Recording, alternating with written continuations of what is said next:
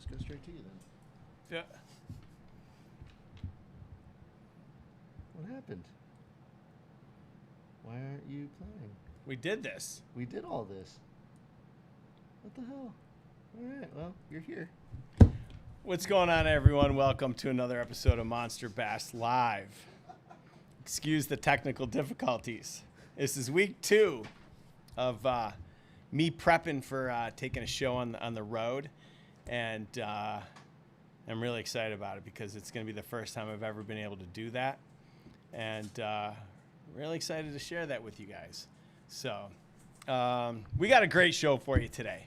And there's a lot going on. You know, last week we had a banger where we walked through, we talked about how we go about picking the baits for the box.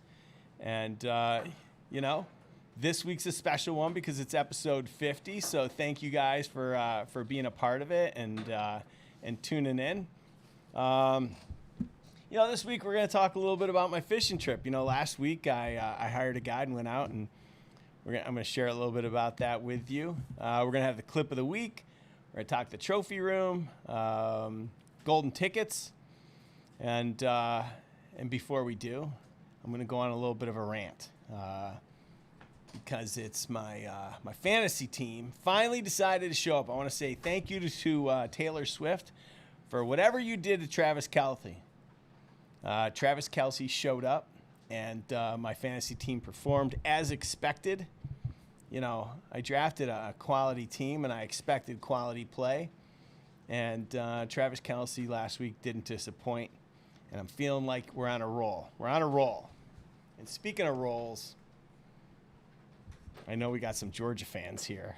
You guys can't be excited about what just went down because, you guys made a valiant effort in the second half, and it was tale of two halves. It came close, but the tide rolled you guys in a big way. And it almost happened to my USC Trojans. I mean, in the first half, the Badgers looked like they were going to roll, and you should have heard me. I had to go into the other room because the little kids were there, and I had some choice words for our head coach, Lincoln Riley. And for the USC fans that are out there, I don't know if you know this, but Pete Carroll's back on campus. He's a professor. And if I were Lincoln Kennedy, I'd be so nervous that Pete Carroll's staring at me staring down, like just waiting for an opportunity to come back. Scary. All right, I want to just address a few housekeeping orders. Michael Ross, thank you for your comments on Facebook. Michael Ross was very quick to respond to some questions about whether or not Monster Bass subscription box is worth it. I want to say thank you. I sent you a T-shirt. I hope you like it, and I appreciate your support. Eric Myers, your duplicate charge, I took care of that. We don't know how that happened. And I'm not the tech guy, so I can't explain it, but we took care of that. And then Brian Rand, we're going to take care of your slides. I had to make sure I got my sample first that was corrected to make sure that when we send you yours, we don't have any challenges. So there's some cool Monster Bass slides on the website, and if you guys love them, check them out. They look solid. And if you haven't noticed, I'm wearing a new T-shirt. Oh. This is also available on the website. It just dropped on Monday, so I hope you guys like it. And then orders. Your orders might take 1, maybe 2 days, a little extra. COVID's running rampant. And all the printing materials from our printer got delayed by a day or two, so appreciate your patience. So, as a reminder, you can always catch us on Apple, Amazon, YouTube, wherever you like to get your podcast. And we do thank you for your support. And if you like what you see, maybe give us a thumbs up on the way. I want to say Happy New Year to everyone out there that celebrates Rosh Hashanah. Today's the new year, and so we just want to say Happy New Year to you guys. And then I just want to say one last thing before we get this show started. I'm watching the devastation that's taking place down in the southeast, and my hearts go out to everyone that's affected. I can't even imagine floods like I'm seeing. It's insane. And so, if y'all can take a minute in your day, to just, send some positive energy or support, and however you choose to support everyone that's been affected, I just want to say thank you. So, let's get this show started. Let's say hello to Chris and see how he's doing. How you doing, man? I'm doing good, doing really well. I know we're talking about technical difficulties. I know there's some guys working on the internet right outside of my house, so things may be a little fuzzy here and there. But talking about the devastation, it's crazy how many hurricanes have gone through this year, and to see areas, you always think of just right at the coast, but now you have these mountain towns that have been cut off. Out here in California, we're always worried about wildfires. To see what's going on, the only good you can find is to see how people band together. And I think in these times where we're all so polar opposite and we all are in our own little village, to see that outreach, to see people truly come together no matter what. We're just humans, and what a cool thing that is. I wish I was there to help. And, like you said, if anybody, I think there's something positive about just putting up the energy of just like, it's like I always tease. There's this one saying. It's like, don't send me your thoughts and prayers. Like, send me a freaking sandwich. Yeah. And it's like I like that, but at the same time, I do believe in positive energy from group prayers, thoughts, whatever. So I think that's cool that we can at least mention it, recognize we're going to pause, and then maybe be better prepared when things happen to us, so then we can be better prepared to help others. So hearts go out for sure, because it's pretty traumatic to see what's going on. Yeah, I mean, I often wonder, like, how much does that play into where you pick in the country to live? Because they go through this every single year. Like, it's insane. Well, so my wife has this book. It's Selective Relocation or something like that. So it quantifies the safety of where you live. And the Tennessee mountains, and those mountains, that is the safe haven for everybody to leave Florida to seek higher ground. And that was the exact comment she made. She's like, these are the places that the book highlighted to run to get away from these tropical storms and hurricanes that devastate the coastal areas. So you go up in these mountains, and all of a sudden these mountains can't handle the amount of water, and the roadways are flooded, and they have no access to food or power or anything. So that has to go into consideration. But again, I mean, whether it's a tornado, where I have kids living out in Kansas, or it's earthquakes or whatever, I think the devastation is going to find people at all locations. And so being prepared, I mean, you're a scout guy. Be prepared. Yeah. And it's not so much just for yourself. It's really the more prepared you are, the more comfortable you are, but also to be able to respond to help other people. So I think that goes a long way. But man, dang it, I hate to see the devastation, and wishing some people well. I know there's a large loss of life, so that's a bummer as well. But the cool humans will get through it. That's the one thing that I have good faith in. Yeah. Yeah. And, thankfully, we've got opportunities like these to have a little bit of a lighter note and talk about some simple things like fishing. And before we do, I wanna open it up by thanking everyone who's watching the show for tuning in, and we're really grateful that you do each week. Rafi's he'll be man in the chat, but he won't be with us today. It's the new year, and so he's going to be with his family, and rightfully so. So let's open the show with a clip of the week. I found 3 clips that I thought were pretty funny, and so let's go to those right now. Don't want any trouble? I'm here fishing, minding my own business. Look, I'm going to need you to leave. I'm going to need you to leave. This is my property. This is my property. There's no way I'm walking off my own property. There's no way I'm leaving this hole, because I know Big Belly Kelly's up in here. We've really got a problem here. You're about to have a problem, bud. I've told you, do not approach me. Let's go. Let's go where? Let's go right now. Where are we going? To the ground. Are you threatening me? To the ground. Yeah, you're threatening me. I'm telling you right now, bud. Who goes fishing with I'm the wrong nunchucks? dude. Okay? What the hell is that? This. That's what it is, bud. All right. Listen, I don't want to hurt you. Kumite. Have you ever heard of a kumite? 1987. I mean, don't even have a response for that one. That's crazy. like, first of all, who wears that shirt? And secondly, who on earth like is fishing with nunchucks? Like that's the hard part. Like, is this real or not? But either way, man, that guy in his little half shirt. Guy means business. I mean, that guy's coming at him right off the bat. He wants to fish. I'd be like, dude, just knock yourself out. Like you're invested. You brought nunchucks to the party. Like that guy. I mean, he was up to something when he put those in his pocket. So that guy's ready. For sure. Yeah. Look at that, dude. I found this other clip that made me laugh today too. Is this it? That's like a Raptor 700, bro. Is it fast? A Raptor 700? Dude, that's sissy stuff. This is a Polaris 350, bro. Dude, this thing is hotter than a $5 pizza. Dude, I fit all kind of women on this thing. If she ain't 280, she ain't a lady. If she ain't 310, she ain't a win. And if she got a double chin, give her to a friend. Dude, I'll be always right.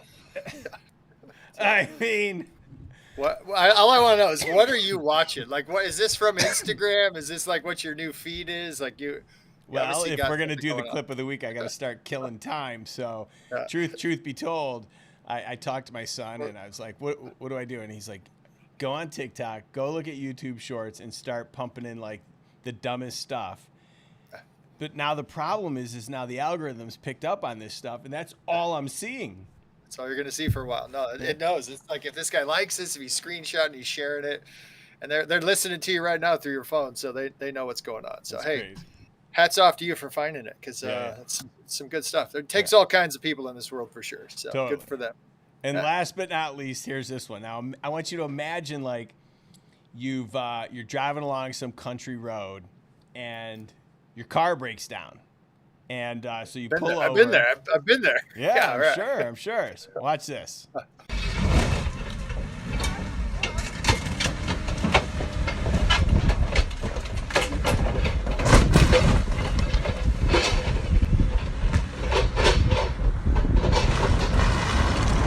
Oaks, my car broke. My car broke down. Oaks, my car broke down. Look.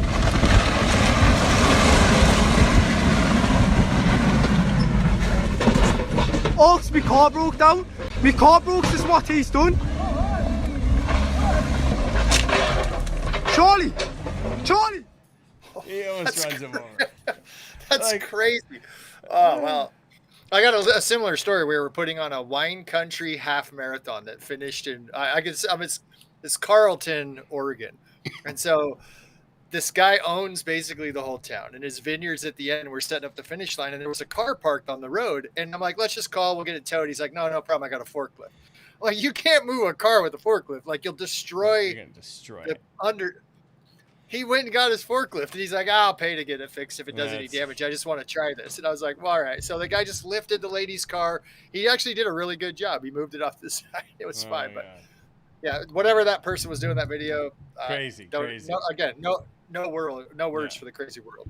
Crazy stuff. All right. So let's talk about fishing. So as you know, like I committed to going fishing, hiring a guide twice a month and documenting my journey, because I may run a fishing company, but I don't get to go fishing very often. And let's be honest, I can count the number of times since my son was born that I've gone freshwater fishing. I've had the opportunity to go saltwater fishing quite a few times, and I really enjoy it. But, you know, for whatever reason, the opportunity to go bass fishing ends up feeling like work.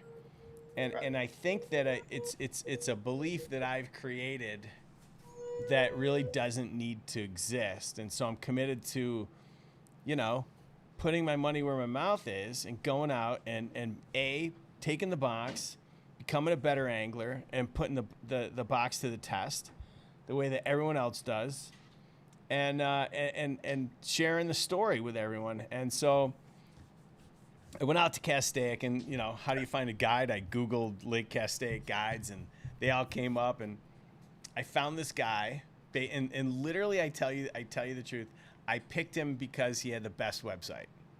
And nice. That's good. And I watched a couple of video clips, and he seemed like, all right, I could sit on a boat with this guy for 4 hours or whatever and have a good time. And of course, I got there, and I'm like, oh God, this guy's gonna have me on drop shot all day long. I know it. And I had a pretty good time. Nice. So much so that I booked him again, and it was a really interesting. It was a really interesting day. I'll show you one of the fish I caught. All right, we're on the board. I mean, it's not a monster bass, but it'll do. So Nice. yeah, so like that was my day. I caught about 12, 13 fish. I'll show you a few more later. But the interesting thing was when he asked me like, what do I do? I think he immediately thought like, oh, this guy knows exactly what he's doing. And is any good guide probably should. He asked the questions, and then I told him, I said, listen, I'm here because I want your service. Pretend I know nothing and put me on fish. And it was a really interesting day. And it also showed like what a small world it was, because the day before I was there, and why I knew I picked the right guide was Daniel from Demiki, who runs Demiki. Nice. He was there the day before. Nice. And so it was pretty interesting. Did he go on the same guide, or was just on the same lake, or what? Same guide, everything. Okay. And so break it down. What did you, when you got there, was this early morning? Was it midday? Like, talk us through, because I want to just kind of hear the experience of what it was guiding. And I saw it looked like he was fishing up front, because oftentimes guides never touch their rod. Yeah. And I'm in the belief of like, I was a golf instructor, and like I show people quite often about what a stroke can look like. And I think it's important to have maybe a rod in a guide's hand. And even I think there's some value into like seeing, you're not catching fish to see somebody catch fish. I know we talked about that with smallmouth crush. So walk us through like meeting this guy, like you get on the water, like I want to hear the experience. Yeah. So I had a really good experience, and, we got to the boat, we did the pleasantries, and then, we went out and found the spot we were going to be, and he was straight up like, I don't normally fish. And I said, today you're going to fish. And I said, I want to see what you're doing. And so we took turns. I was in the front of the boat a lot, but like when we were moving, obviously, he was in the front. And once we put on spot lock and we stayed right there, we were on fish all day. And it was so interesting to watch, like how as the sun moved, the shad started to like lose their mind. Yeah. And you could see the line on the water, and you could just start to see the shad going ballistic. They were out of control. And we started, and he's like, you want a bait caster? Do you want spinning? And so what do you think? And so we started with spinning, and we started fishing with little Demiki armor shad, and on a jig head, and just chucking it out there, bringing it back in. And it was really interesting, just the different retrieves speeds and the reaction bites that you were getting, as well as like the different depths, because the shad were all at the top, and so we weren't letting it go down very far at all. And we were having really great success. And then at some point, once we could see the shad, it was pretty obvious. Like, these guys, the shad were tiny. Right. Yeah, they're small. Yeah. And so we switched it up. We even went a smaller profile. Bass Tricks something or other, some tiny little. I mean, they were tiny, and we put it on there. And literally, as soon as you saw the shad jumping, just cast it over to where the shad were jumping and just start reeling them in. It was really great. That's awesome. Yeah, no, it's kind of fun. Yeah, and that's that thing is like how deep was the water under, like where the shad were, how deep was that water you're fishing into? Oh, we're in 80 feet of water. Yeah. No, and that's interesting how you have this, there's really no bottom if you're really considering like fishing to the bottom in the structure, and those fish are just coming up and pooling, and they're could you see them on forward facing sonar? Did you see like the depth? You can see everything. Yeah, that's the fun part is these fish, sometimes they'll hover 15, 20 feet down, and they come up and they feed like a true apex predator. Like you think of a shark taking out a swimmer at the top of the ocean. That's what bass do. And then oftentimes if you're fishing that shad, or if you're fishing a flutter spoon or whatever it may be, it can fall even further down, mimicking. What's really ironic is you're mimicking a shad that has maybe ran into another shad or got stunned, or another bass has like tail slapped them, and then they're falling out of nature. And then those fish are just scooping them up. So it's cool to think that you changed a profile and went smaller. Sometimes you go bigger. It's got to stand out because, like you said, you've got thousands, literally thousands of choices for those bass to feed on.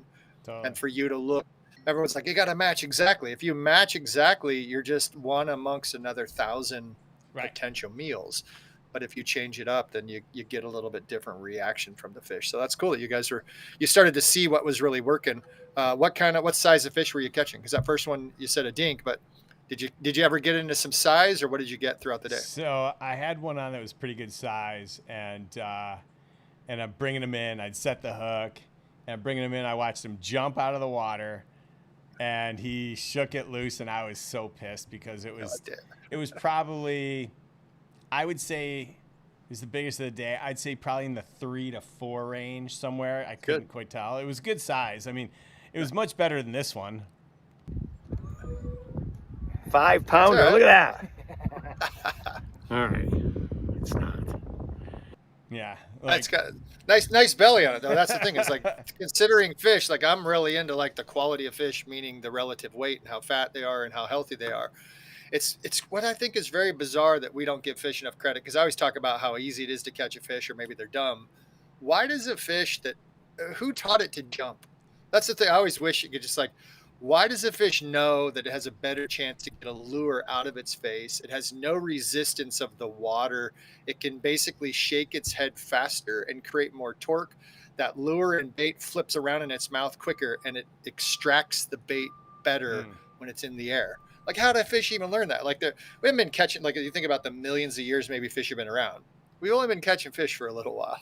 Yeah. And so for fish to already learn this acrobatic act to jump and swim to the surface and ditch the bait out of its mouth, like, that's a phenomenal act in my mind. And you got to experience that. That's why you start feeling that line come up and you start seeing like, oh, my tension's changing. That's when the initial reaction has to become automatic in the angler, is drive the tip down, try to keep the fish from jumping. But those are all those fun instinctual things that you get to learn in a really short amount of time, that the fish have obviously learned in a short amount of time to combat you from catching them. So that's this kind of fun battling evolution, is like people are learning how to counteract what a fish has learned to get the bait out of their mouth. You'll learn what to do to keep it in its mouth. So yeah, that's for fun. Sure.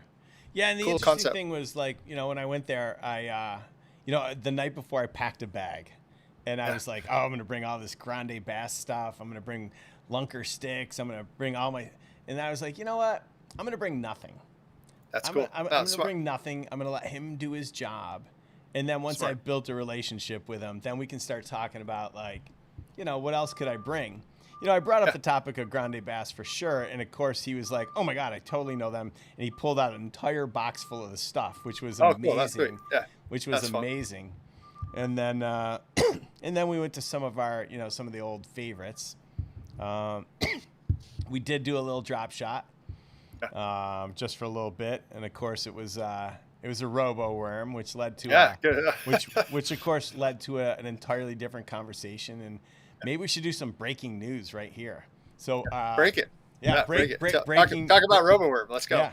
So for those of you guys tuning in right now, we're just talking about the fishing adventures. I know a bunch of you just joined, and I hired a guy to Castaic last week to document my journey to becoming a better angler through monster bass. And at one point he pulled out a drop shot, and I immediately was like, ugh, I don't want to sit there. No, you gotta break that barrier. Come on, break the barrier.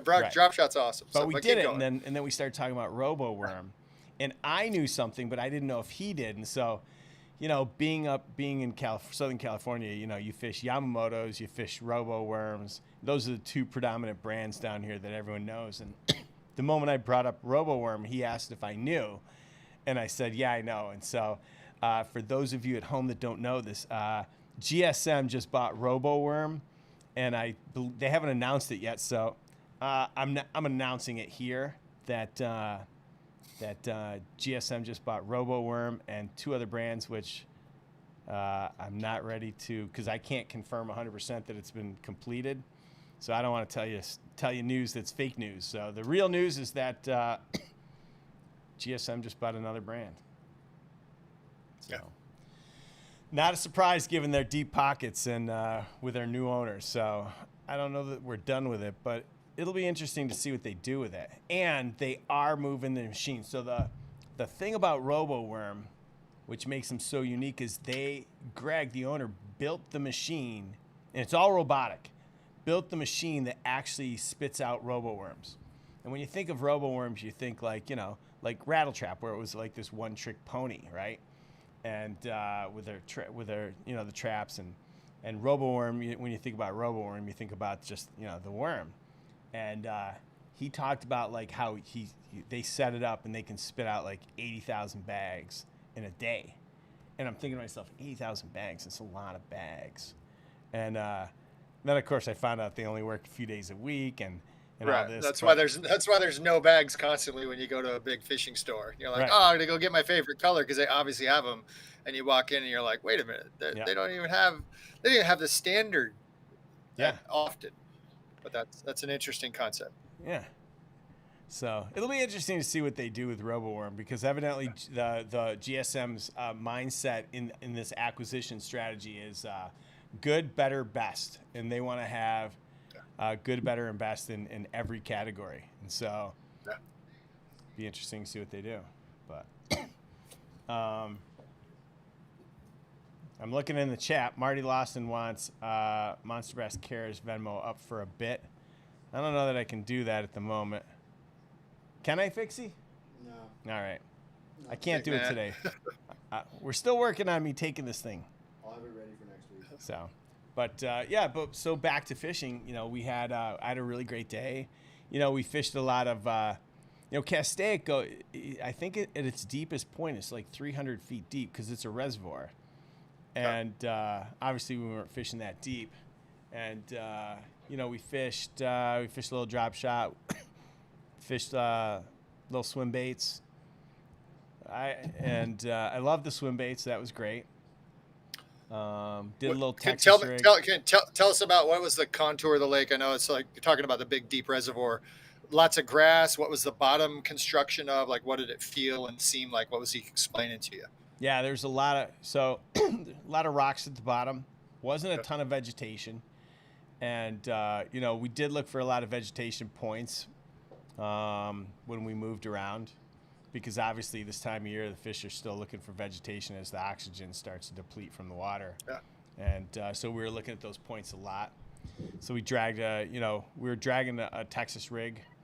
And the challenge for me with the Texas rig around the rocky points is it's easy for it to, even with a weight, to like sometimes get caught up in the rocks.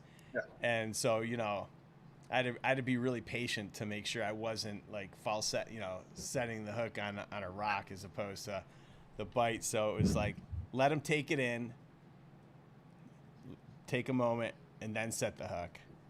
And it's an interesting concept, and it's hard because then you get hesitant. You're like, oh, I don't want to set the hook on a rock, but then it could be a fish, and then you miss the fish. And those are those things. Like I always tell people, like, don't be afraid to set the hook like you mean it. You know, if it ends up being a rock, it ends up breaking off or whatever. That's just part of the game. But those are all learning pieces where it's fun that you can at least share those as this journey continues. And then I love the fact that you just went there to just say, hey, guide, hook me up. Tell me what's going to work. No preconceived notions. And I'm a huge fan of that. Even when you go fishing with a friend at their local water, just give them that opportunity to showcase what they've done. They've done their work. They fish there a lot. I always just go, whether I'm going to go to a spot where it's a skate park or a surf location or whatever, it's like, connect with the locals, find out what's going on, find out what they're using, and try it for a bit, and then implement some of your own stuff. So I think that's a really good key, is to just why try to create something that's your own thing. Like, get in there and see what's working and see how it works for you. So I think that's cool. Yeah, for sure. Like I talked with him about, you know, how I want to take the approach that I'm a novice.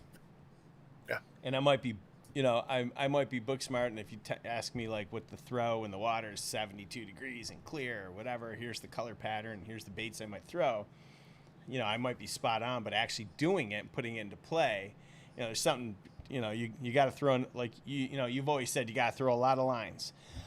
And so we talked a lot about, you know, the next time we go out and some of the things that I'd like to do. And I made it really clear. I want to fish all the different techniques. So that means we got to go to a different lake, because either the fish are biting better, or this will be perfect for jig fishing or spoons or something else. We're gonna do that. And then I had a conversation with Cupcake Coley Nice. Mack, and turns out she knew. She's like, "Oh my God, you know Fred?" I'm like, "I do now." And she's like, and then she starts sending me videos because she seems to know like every guide, which was really awesome. cool because she was out on the boat with her, with Fred and a few of the other girls, and so she's gonna come next time, and we're gonna go up to Pyramid, and there's quite a few smallmouth up there, so hopefully we'll lay into some of those. Yeah. So, yeah, it's funny because, you know, I've always said I'm so busy, you know, running a company that I don't get time for fishing. And again, it's one of these bullshit limiting beliefs that like you can't take, you know, 45 minutes out of your day to go to the gym. Come on.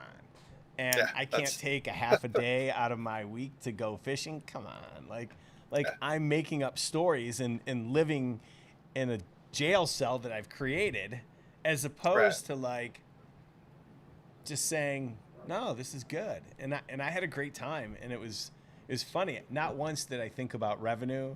Not once did I think about what are the new products coming out and what are the things that I need to do. It was actually really relaxing. And like the ride back was so good. Like I was so at peace with the day, and I thought about it. Now maybe if I had been skunked, I might have thought differently. I might have been really. What a waste of time. You're all mad and grumpy. But I mean, it's fun. I teased in a podcast a while ago. We were talking. I said, don't make fishing your job. And I do that just warning people to like have this creative outlet and just to go fish and have the sanctuary experience like you had. Like that's amazing. But I personally enjoy going fishing when it is somewhat of a job and almost having an agenda or an accomplishment or a task to do. And that's that's awesome for you where you get you catalog some of this, but also you're going to go there with different expectations. You're like, okay, I do have a new bait that I want to test. And to go and do that, it's not just like you're carving out 4 hours to go and just fish. You're carving out 4 hours to go now and prove and put something into practice that you really want to see it succeed. So for me, that's my favorite part is like if I was taking a new monster bass bait out and I'm going to go, especially with the guide where you build some rapport, handing it to him, be like, make this thing work. Like, come on, what's wrong with you? Like, let's go. And I think it's fun too, especially this is the box challenge where you get to have this, even if you go back to that same lake every time. It's like, okay, that little swim bait ball jig worked. Now let's make a different bait work for those exact same fish. Mm-hmm. If a swim bait ball jig worked in a pool of shad, I promise you a jerk bait is going to work through that same. I mean, you got this whole bait ball. Like what else can fall through that bait ball? Can you throw a flutter spoon out there? Can you do a blade bait through that? Can you do these different baits? And now you can go and fish, 15, 20 different techniques in through a bait ball. It's like, wow, this is crazy where you just that way with using the Monster Bass mantra that we do and changing up baits, you could go to the exact same spot and try 10 to 15 different type of techniques. So it'll be fun for you to, as you develop, almost put some pressure on the guide. It's like, no, I want to learn to do this. Yeah. And that's, like he'll probably be like, well, this isn't what we do. It's like, well, this is what we are doing. This is the style of fishing that I want to get better at. So I think that's a cool thing to go on that journey and, make some benchmarks. Like you go out and you catch fish a certain way. The other side is like, if it works, why change it? You have to have some of those days where you just go and experience just catching fish. And then it's that search. Is it to catch fish on different baits, or is it then to catch bigger fish? Like there's just so many things that you can take fishing into. So it's awesome. What was the weather like? Cause I'm always about fishing the conditions. And so you go to this lake, and I've driven to Southern California a million times, told you I was born down there, and it's like Castaic coming up on the Grapevine. I know this amazing little truck stop on Castaic at an exit. It's kind of a pain to get back to the freeway, but they make really good sandwiches. But I've never fished there. But knowing Grapevine, Southern California, was it a normal hot day? What was the weather like? Cloud cover? What did you have? Yeah, not a cloud in the sky. It was beautiful. It wasn't too hot. I mean, it was supposed to be really hot, but I fished 7 a.m. to what did I fish? Like, I think we ended up 5 hours of fishing. Okay, so it's like a true half day guide service. Yeah. That's awesome. So these are the important questions. Did he provide snacks? No.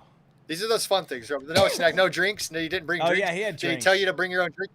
Okay, so drinks, and those are always those things of like, okay, a guide. What does the guide do that's extra? I'm always teasing people. It's like, did he give you any fish socks? Like, come on, the guy's got to have his logo on some fish socks. He's got to be passing those out to people. But that's the fun side of the business inquiry about what it means to be a guide. Because for me, it's that pressure that I put on guides because I love fishing. And what do they really do to teach people to love the sport? And it's this encouraging atmosphere, obviously learning something, but at the same time, it's like they're at the Disneyland entertainment. You know, you hop on their boat, now you're on the ride. So the boat ride has to be, you know, that becomes somewhat important. Did you feel safe? Did you ever feel like you're going to die? There's all these weird things that come into play when you're a guide, so much pressure. And for you to go out with the guide and have a good review and want to go back like that, hats off to that guy, because he obviously did a good job. Yeah. And I think that's a unique, it's unique. That's really cool. And that's the fun part about guides in the industry.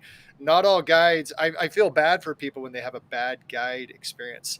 A buddy of mine went fishing with the guide, and the guide had him sit there. And he's like, all right, I'm going to fish until I figure it out. And he's like, what the hell? I paid to fish. And the guide's like, no, let me fish and make sure they're biting. And he's like, dude, I paid you so I could fish. Like, I'm not going to sit here and watch you fish. But those are the horror stories. And sometimes those horror stories are necessary to realize that another guide is good. But at the same time, it's just like, get those people out of the business. Like, we don't want that to happen to this first time angler. So it's cool that you had a good experience. And then just knowing that day comes where you're like, can you imagine being a guide and taking somebody out and having your person be skunked? Ooh. Like, what a loser feeling. It's like that for both of you. I kind of excited for when that happens. No, I know that's the piece of like excited. That poor person is like they paid. Because I went out fishing the other night and Kelly got skunked, and it's just one of those things that happens in fishing. And if you haven't had that experience, you don't know how awesome it is. Like, you're like, oh, we only caught a couple fish. Catching one fish, catching 7 fish, catching 8 fish, catching 20 fish, catching no fish. They all have their place in the sport. Sure. And it's like, what I think sometimes the days where you're skunked are the place where you can learn the most. It's like, did I just keep fishing the same way over and over? Did I really hold on to trying to catch fish a certain way too long? And I think really when you look through those experiences, and then the reality is like, did I still have a good time not catching? I think that's some of the most important feedback you can give yourself of like, oh, I got to see how some different baits swam through the water. I got to see some beautiful stuff. Was there any like cool experiences away from fishing that you noticed on the water? Any wildlife that kind of caught your eye? I mean, it's kind of early morning, like anything completely nothing to do with catching. Yeah. I mean, anything else again, I keep going back to like the line as the sun started to move. Literally, you could see wherever that line was, the moment that the sun moved into a new spot, like exactly on the line, the shad just started losing their mind. That's awesome.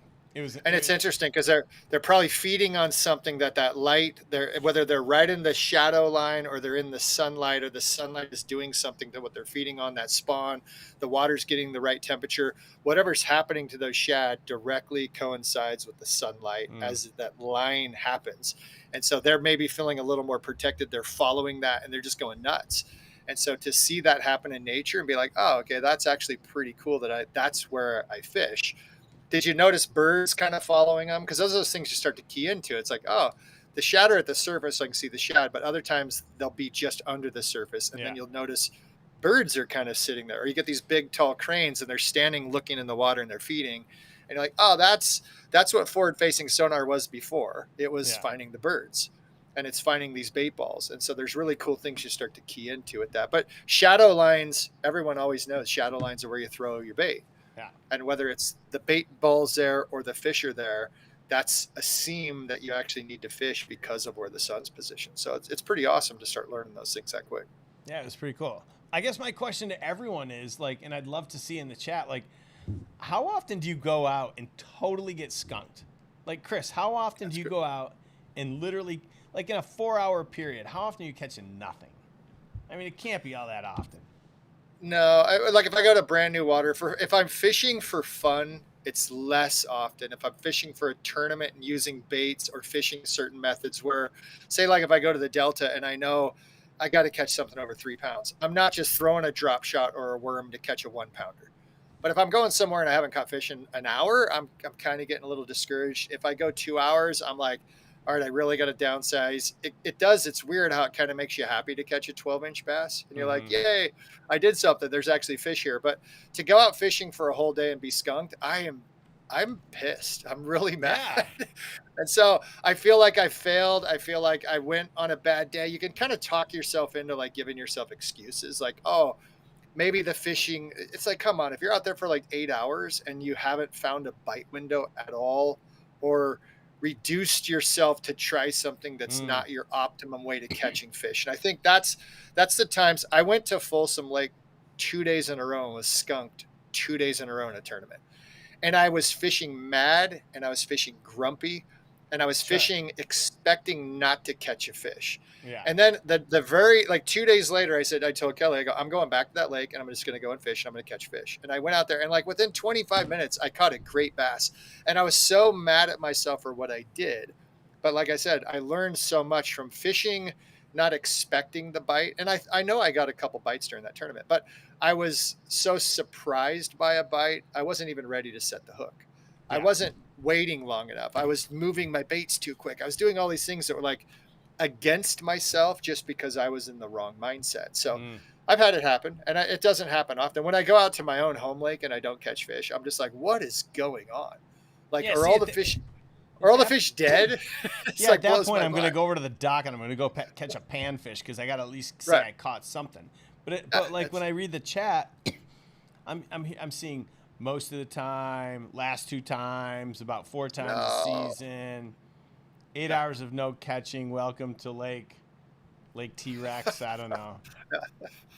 No, so I'm like, it's a tough one because I am very fortunate where I fish. Also, I've put in countless hours to know where fish are. Mm-hmm. And so that's one thing is like, I will poach the exact spots on my own lake that I know so well. I know, oh, this rock outcropping does pretty good. Oh, this little spot over by these docks. So I think there's those things of like going to just a brand new location. And I get skunked more like if I go to a pier and I'm fishing for striper or something for fun at an event and it's kind of an open area.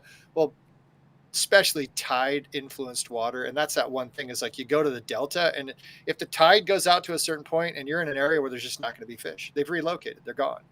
And so tide influenced water kills you. Yeah. But a reservoir, if you know where the fish are and you're not catching them, like 9 times out of 10, your forward facing sonar is the end all to figure that out of like, I will tell you, you cannot catch fish where fish are not present. That's just the hardest piece is if you're throwing I don't care how great what you're throwing. You throw a live shiner. If you throw a live shiner into a bathtub and there's no bass in the bathtub, you'd be hard pressed to catch fish. But if you can see fish, doesn't always mean you're going to catch them. But man, at least you know they're there. And that's why I tell everyone when you're skunked, if I'm skunked for like 8 hours, I bring goggles with me almost everywhere I go. And I learned this fly fishing because I'd fly fish for hours and hours in a river on a riffle. And I'm like, what? Is there any fish out there? So then I just go swimming. I would swim out and I would see 20, 30 fish held up in the eddy lines and things. And I'm like, oh my gosh, that's where the fish are. And I really did that with bass fishing too. I'd swim around all the docks and things with a mask. And so I tell people, if you're not catching fish, if you're able to get in the water, maybe not always in Florida, but go out there and swim where there's no gators and take a look around and see what you're fishing in. Super helpful. Yeah, one of the things I also realized there's aqua views. You got underwater cameras. Yeah, one of the things I also realized was that like my whole aversion to immediately be like, I don't want to drop shot, right? Was I think a lot of people will be able to like appreciate this. Like I think we're so caught up in like we always throw this, and we're gonna throw it. We're gonna commit to throwing that, whatever it is, a top water bait. Texas rig, we're going to commit to throwing that because we know it's worked so much in the past and we're comfortable with it that we're not willing to try something new, even though that might lend us to catching fish. And that's when I started thinking about the Monster Bass box. And it's like, well, okay, let's say I don't have forward facing sonar. If I don't, I don't know where the fish are, well, maybe I should like mix it up a little bit and try a different bait. And just see if I have some success. Because if not, I'm just going to continue to throw whatever I'm going to throw, and I may see no success. Right. And it's funny because when you said, oh, this guy's going to probably have me on drop shot, I'm like, yeah, dude, that's the best way. Like that literally, my life has been a different experience of the last 10 years of fishing with Kelly, where we went out, I would say like 5-6 days ago. I caught a 3.5 pounder. I threw it in the net. She hooks up. I still have my fish in the net. I turn over and I net her fish. Of course, she's on a drop shot and she's, yes, fishing with the Roboworm. And her fish is like 5.5 pounds. And I'm just like, dang it. But at the same time, like, yeah, that's what that's supposed to do. It's the literal easiest bait for that fish to swim around, suck up. And I fish a drop shot so many different ways. I love drop shot, and I do it with an offset, an extra wide gap EWG hook, and I'll put a soft bodied fluke on there, and I'll give it 2 feet to my weight, and I'll twitch that drop shot, just keeping that basically that swim bait or fluke swimming along the bottom and moving it really fast.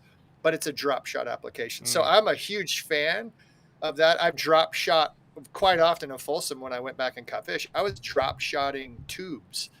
And it works amazing. Instead of having that tube bouncing just on the bottom, it keeps that tube lifted off and it puts it in a different strike zone for those fish. And so it's like bouncing and moving, and you can lift it and it stays suspended. So it's just a weird thing that you've learned from the industry that you worked in, and whether it's misogynistic or not, it's against drop shot. I don't even know the term to be anti-drop shot, but it's like all these. It's no different than Carolina rig, right? Like people hate the Carolina. Well, rig.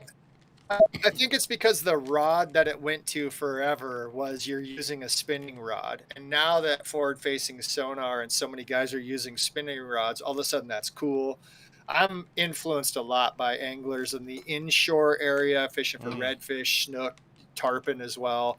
They're using just higher, bigger spinning rods that have a much better drag to fight these bigger fish. So to me, I never grew up thinking a spinning rod was a sissy wand or whatever. And so that's a little bit different where guys I think even Fishing a Lone Star, I'll tease him a little bit because I think he talks about it. I don't know if I've ever seen a spinning rod on his boat. He works with these different brands and the rod glove, and it's the most beautiful, organized type A. It is totally the most organized boat you've ever seen. I love it. Yeah. It's like, it's beautiful, and I love it. And I don't know if I've ever seen a spinning rod. And I think he went out fishing the other day with his wife, and I'm pretty sure she caught a fish or was kind of rubbing his face, and I'm pretty sure she was using a spinning rod. So she snuck one on his boat, and then I was outshining him. But it's just funny how we get caught in these traps, and we're stuck. But back to the old whether you get skunked or not.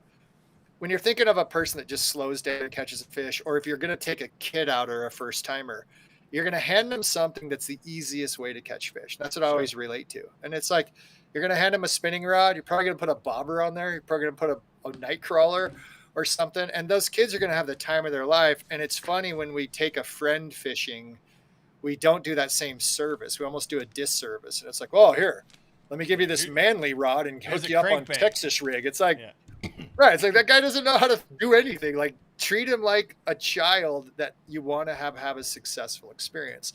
And there's no disrespect in that. But I just think that it's a funny thing that we navigate so far away from that because they're maybe tougher or cooler, or we want to be cooler. It's like, no, go fish like kids. You have a blast. So I always remind myself of that. Like, the people having the most fun, they're the ones winning, whatever. Like, literally, if you're having a blast, you're laughing, joking. Sometimes as great anglers, people should go back and use salmon eggs or a night crawler or go I was turned into crappie fishing. I haven't crappie fished. There's a bunch of crappie in our lake, and I went out crappie fishing with Eric, the guy that does the UFO baits. Okay. So here's a guy that makes baits that are $300 plus.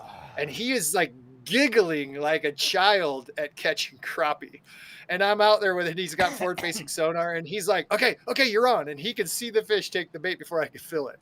And you were laughing and joking. And I'm like, okay, this like almost like chicken skin goosebumps of having fun, trying to catch the biggest dumb crappie in a lake that I've been fishing in for 10 years and have never fished for crappie, but just kind of getting back to that child in all of us, just having a new experience and having fun. That's kind of what it's about. Yeah.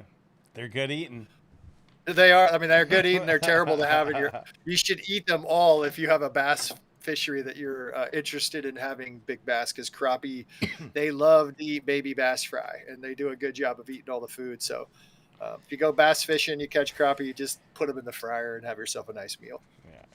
But, so no, I'm excited. I'm excited. You're like a little kid. I can't wait to check in with you and see what you did, because like you're having it's fun to start something new again. And even though you fish, like you look at it as such a different perspective now of being a bass business owner. Yeah. And then going fishing. It's like, what a cool journey this is. Yeah. I'm excited.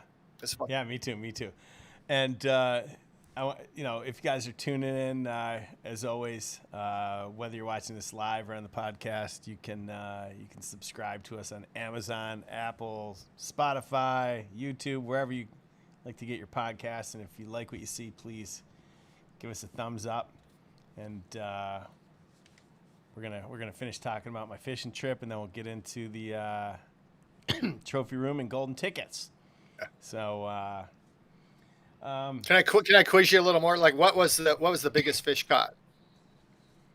I might even have a picture of it. Let's do it. Let me see.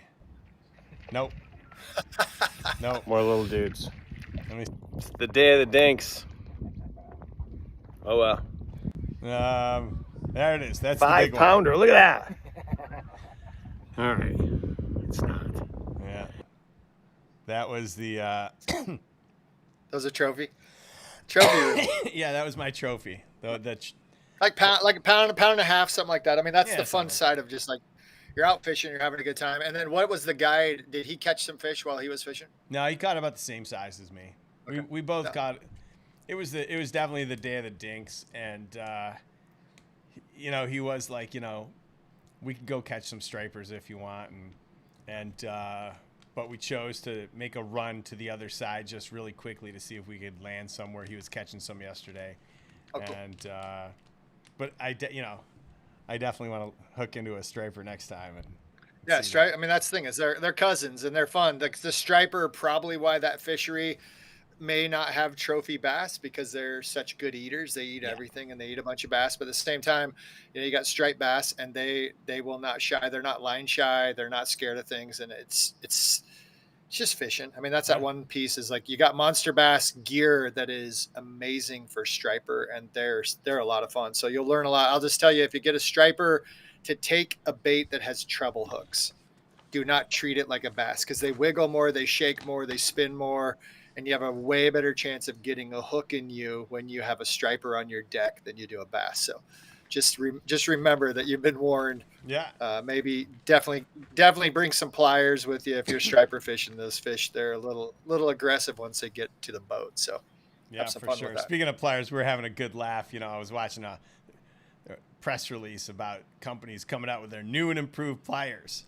And he pulled out his rusty pliers that looked like he's had them on the boat for 10 years, and I'm like, can you imagine these companies? They got to come out with a new and improved pair of pliers that you can go to Harbor Freight and get one for 99 cents and they work just fine.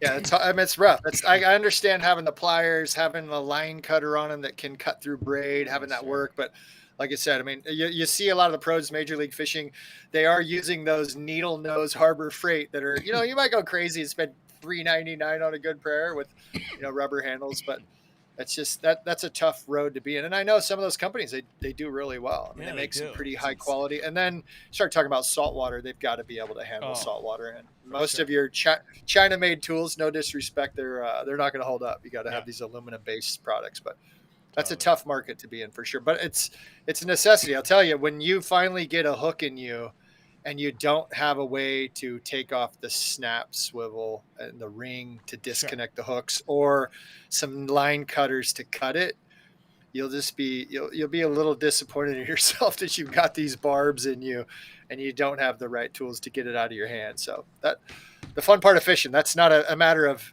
if, it's just when. So you got that to look forward to too. For sure.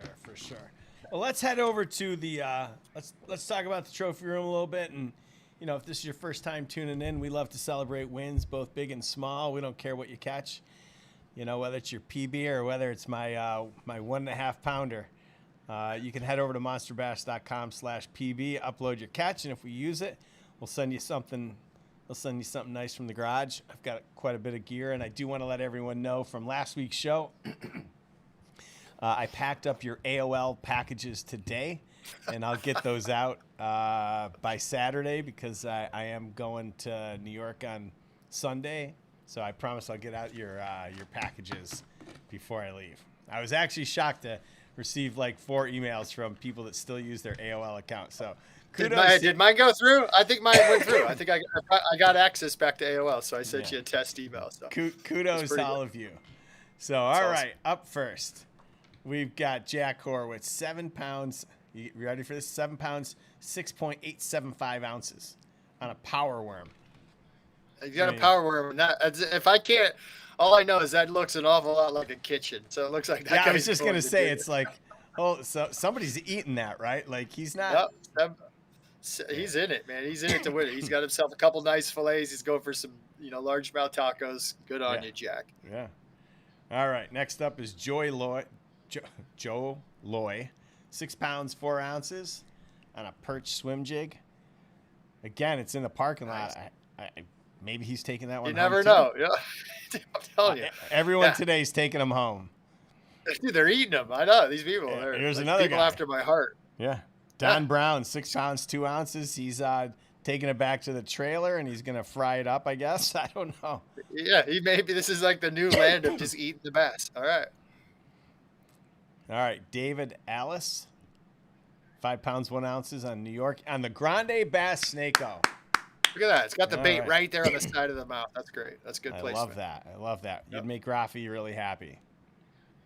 Michael Gandy, 9 pounds 8 ounces on a Who Daddy Jr. I don't know what a Who Daddy Jr. is. If someone in the chat knows, tell me what the Who Daddy Jr. is. That fish is a pig, and I like to see that belly like that. That's a beautiful, beautiful, thick bass. And hey, I kicked off the thick bass event. We can talk about that in a minute. But yeah, that's a good-looking fish, where the belly is wider than the mouth. That's good stuff. That's a healthy fish. And then last but not least, there it is, 1 pound. 1 pound on a, I don't remember what I caught it on, but it sure was a fun day. So congratulations to all you guys. If you submitted a picture, we'll get something nice sent out to you, and you've got time, so head over. Does that come up? There's your Who Daddy. Oh. All right. Oh, Gene LaRue. Gene LaRue. I was gonna say it looks like an older bait. Well, Gene LaRue. See, that's pre G crack with those little bellows on the bottom. Like Gene LaRue is throwing down the 4.5-inch Who Daddy Jr. So that's. I like to say pre Grande Bass, but that's just me. Hey, some people think that they brought that in. Grande Bass has been doing that. What is it? 20 years? 2005, 7. Yeah, almost 19 years. I love it. No, that's interesting stuff. So that's cool to see that people are still fishing baits. The vintage baits are still bringing out fish, and a monster at that. So good for that guy.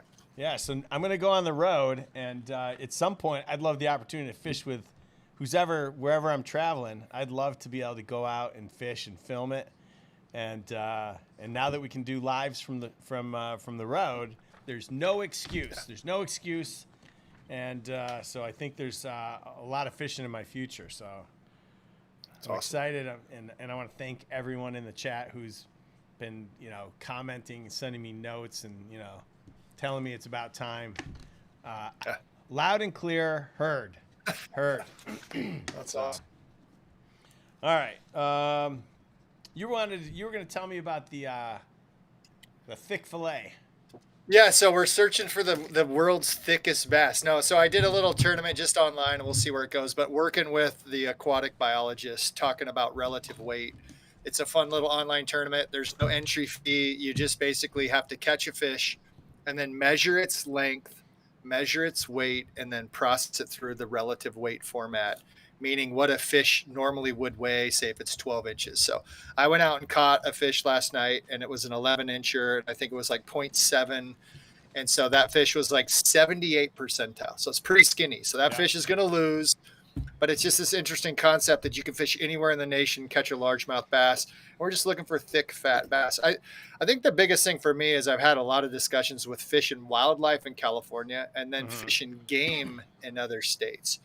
Our state is completely different. So I'm learning more, and I won't even talk any more about that now. But the idea of seeing bass that are skinny versus seeing say like a game animal, like a deer. If we all went outside and we thought a big, large deer was supposed to weigh 200 pounds, but that deer was only 160 pounds and you could see its ribs, we would all panic. Same thing if like you started seeing these wild coyotes that are super skinny. And especially if you just see, when you see a person that should weigh 100 pounds and they only weigh 80, it's like, oh my gosh, what's going on? What's wrong with their food access? But as anglers, we don't really consider that a whole lot. We're just happy to catch fish. And so I want to shed some light through this of how important our fisheries are. What is the condition of the fish that we catch? What's going on in our fishery? And actually, as anglers, like take some responsibility. So when I'm teasing about those people eating fish, the things I've learned from biologists, it takes 5 pounds minimum forage of food to sustain every pound of bass. So consider a 5-pound bass. That fish has to eat 25 pounds of food to stay 5 pounds. And then to get to 6 pounds, it has to eat another 10 pounds of forage. So now you have one fish needs to eat 35 pounds of food in that lake or that river or that water system. And so every time there's a fish, you catch it, you let it go, you're making that decision like, I'm going to let this fish go, and hopefully it's going to go out and eat 35 pounds of food this year. And that fish is going to hopefully get bigger. So it's just all these equations that science can offer us of like, what do we do? Catch and release? Do we catch and eat? Do you eat a 7-pound fish? Do you want that genetics to go back? And so I'm not here to answer the questions for everyone. It's just to help educate people. We need to be aware of how healthy and at least how thick our bass are. Because where I fish, a lot of fish are thin. There's a lot of, there's a lot of skinny fish. So we're in the search of thick bass. Thick is the new thing. You got to go to the gym and work on your peach or whatever. So we're trying to make some fun with this, and you got to do your squats. And we want to see healthy fisheries. And what's going to be fun is you can fish in this tournament at your own private water. If you raise fish and you feed them and you're on the high-end spectrum, I want to hear about it. I want to know what you're doing. Like, are you harvesting crappie? Are you feeding the bluegill? And then we can start to bring this information to light to try to find, good, healthy bass and where they're at. So kind of fun. Totally. We'll see. No, that's fun. For you, it's one of those things of like Castaic, how healthy are the fish? Like you probably, that never would have really crossed your mind. And even the guides there, they may not even be tapped into that. It's like you catch these 12-inchers. That's super important. How much does a 12-incher weigh based on the relative weight of what it should weigh? And is it skinny or is it fat? And is that because there are striper and the striper eating the food source? So yeah, there's just some fun things to consider. But first up is just learning to catch them. So that's your quest right now. Don't worry about the relative weight. Just get out there and catch a bunch of fish. But then later on, you'll be like, I don't know, our fish are a little skinny out here. What can we do to change that? So it's fun. Yeah, well, I'm excited. And, the next time we go, we're going to bring a camera crew. Cool. Because now we've had an opportunity to go out, just me and the guide, and just, get the feel for it and make sure he's cool with everything. And so, we'll bring a little bit of product, have some guests from time to time, and, awesome. And start to document this. So I'm really excited about the journey, and I'm excited to share it with everyone. And if any of you are in California and want to go fishing with me, T-Rex, I saw my phone. I see the text message you just sent. We'll get out on a boat together. We'll have a good time. It's gonna be fun. So can't wait. All right, moving on to the golden ticket. I haven't had any winners. We still might need to figure out a plan, how long these tickets last. But I want to get this down to a science before we start putting restrictions around it. So if your box comes with a golden ticket. If you didn't get a golden ticket, just contact support at monsterbass.com, and they'll give you a ticket number. Don't worry. And but if I call out your number, email me at marketing@monsterbass.com. We'll take a picture of you and the ticket so I can see it. Include your contact information so I know how to get a hold of you other than email, because it seems like when we contact a winner, they don't always respond to their emails. They're quick to respond and let us know that they won, but then when we reach out, we don't get a hold of you. So, all right. Tonight's golden ticket number is 5683. 5683. So if that's your number, make sure you hit me up. We'll put together something nice for you, and we'll go from there. We haven't done a mail call in a long time, and And I do want to highlight that I got some mail this week. I got 2 things. The first one's a new product. And I was really clear when I made this product that I didn't design it. So before I start getting comments about you did this, you did that, I want to be really clear. I contacted 5 or 6 different factories.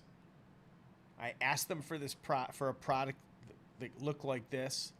Oddly enough, they all almost look exactly the same, but there were some differences. And because I wanted to make a new tackle box, and the days of the molded plastic, plain old 3700s seem to be, they're great and they do the job, but people want to have options, and so I came up with an option, and so I went to a factory, and I don't know if you guys here. Let me do this. I'm gonna go full screen and show it to you guys. So all right, I'm gonna show you guys. So this is new tackle box, completely waterproof. You guys have seen them before. You've seen them in yellow. You've seen them in orange. They've got, all the components that all the other brands have. It's the new Vault from MONSTERBASS. These are going to be available soon in both 36 and 3700s. I didn't design it. I just put my logo on it. It's okay. We're not hurting anyone's feelings. But it's a great alternative to the 3700s. You can ride a bike over these things and they don't crack, and they are completely waterproof. So these will be available soon. And I wanted to show you guys that. Something else I wanted to show you guys, and we'll get into it next week, but I just want to acknowledge that it came to me. A new brand. A new brand that was introduced to me by my good friend, Give It Away AJ Gore from Cast King. He introduced me to 5150 baits a few years ago out of Arizona, all hand poured, made in the United States. I think T-Rex, I think I gave him a bag before a long time ago. And they sent me some baits for consideration for the box. And instead of just tossing them in my pool, I'm going to take them out next time. They sent me a whole bunch. And I'm going to take them out, bring them in the pool.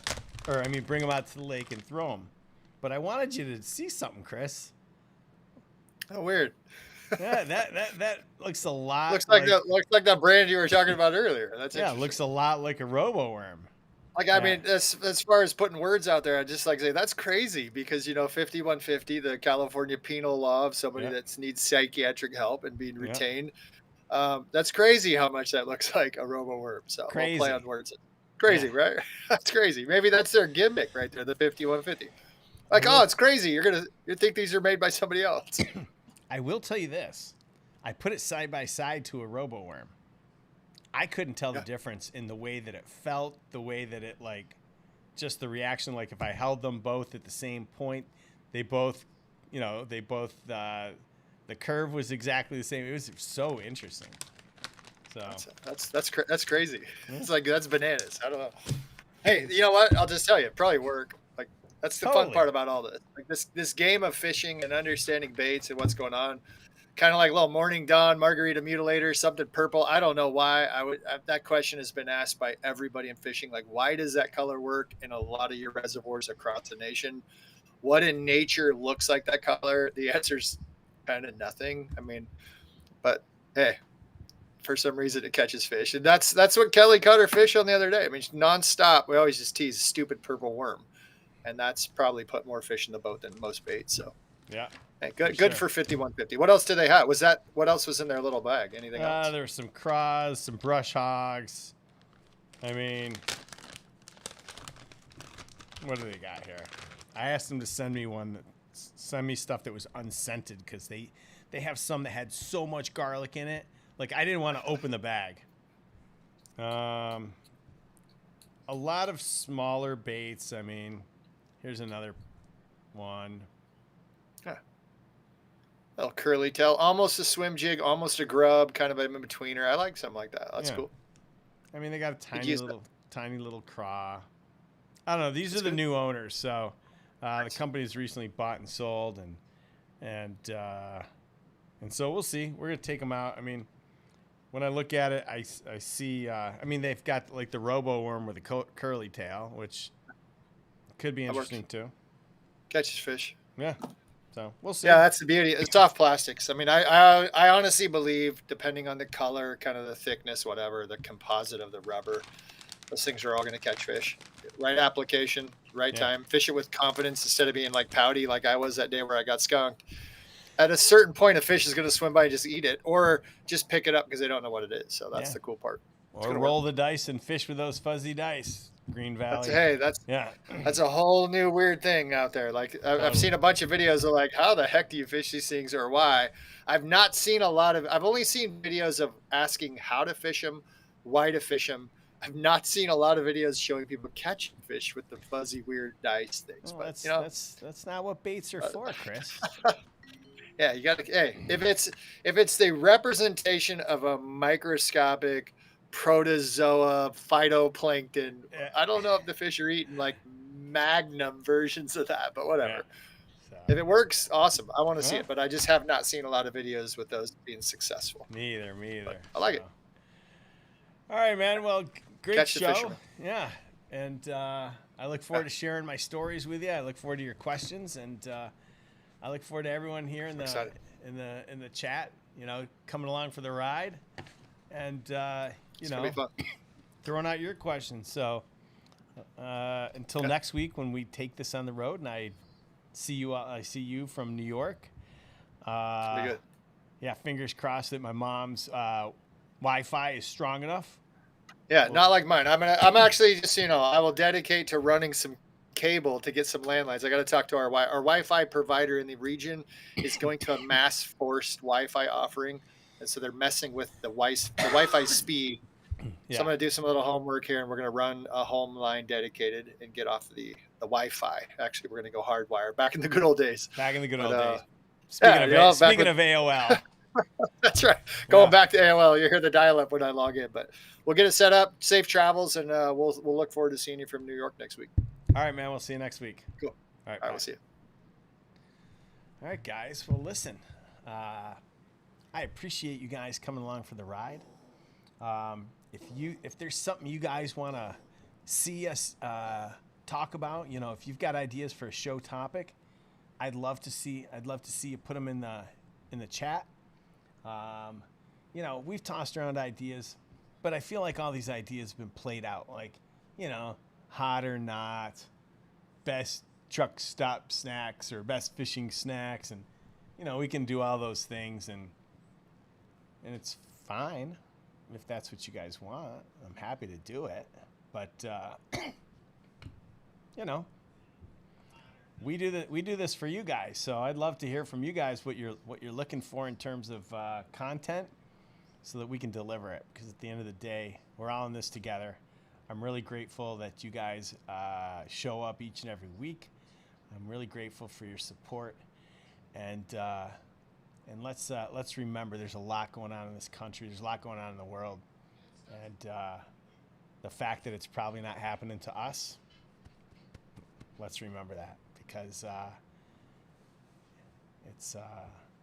it's pretty easy to forget that there's a whole bunch of weird shit going on. So I love you guys. I'll see you guys next week. Stay safe out on the water, and I'll see you next week. All right? I'll talk to you guys later.